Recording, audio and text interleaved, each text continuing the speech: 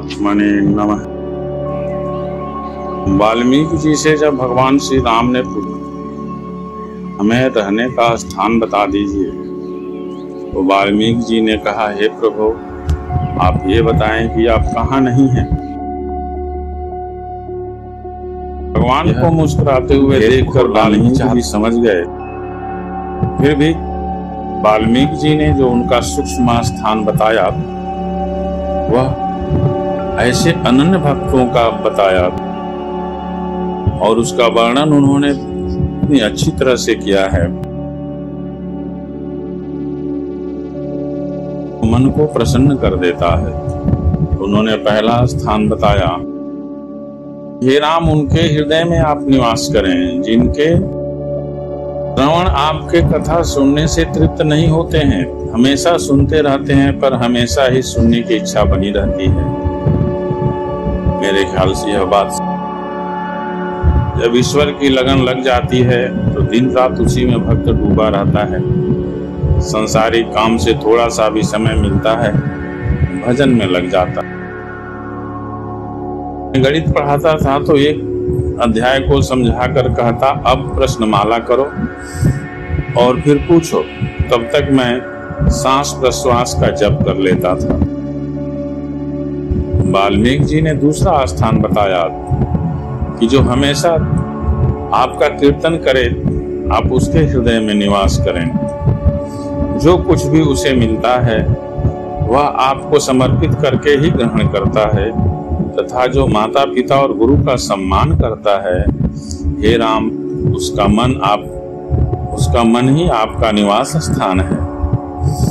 जो गुरु को हृदय में आपसे भी ज्यादा सम्मान देता हो, आप उसके मन में निवास कीजिए। गुणों में जो काम क्रोध मद लोभ इन दुर्गुणों से दूर रहता है, का मन आपका निवास जो सबके हैं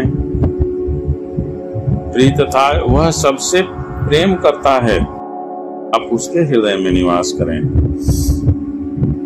आपको छोड़कर जिसका कोई है ही नहीं, हे राम उसके मन मंदिर में आप निवास करें। तो पराई स्त्री को माता के समान सम्मान करे और पराया धन विष से भी भारी समझे, मन में निवास करें। जो दूसरे की संपत्ति देखकर प्रसन्न हो जाते हैं तथा विपत्ति में दुखी हो जाते हैं, आपका घर उनका हृदय है। जो अवगुणों को छोड़कर केवल गुणों को ही ग्रहण करते हैं, आप उनके हृदय में रहें। वे किसी से ईर्ष्या नहीं करते हैं, वे हमेशा सबसे प्रसन्न रहते हैं।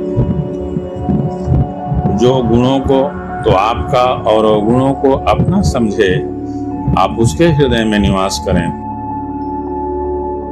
हे राम जो जाति पात धर्म धन बड़ाई परिवार सब कुछ छोड़कर सब कुछ भूलकर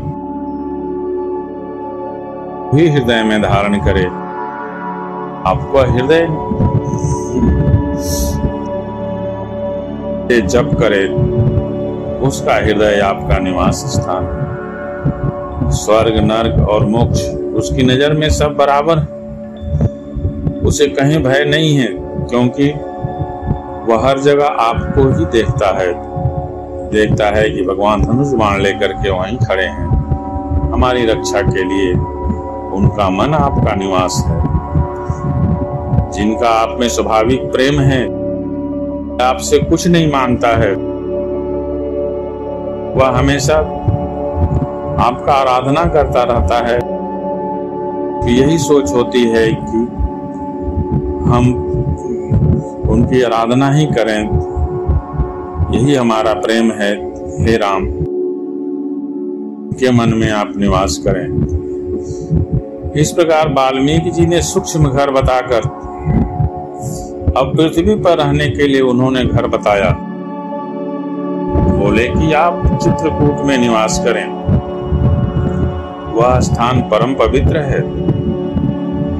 वहां तपस्वी रहते हैं और वहां मंदाकिनी नदी भी बहती है। इस नदी का इतिहास भी बहुत विचित्र है, जिसको परम साध्वी माता अनसुईया ने गंगा से मोड़ कर लाया।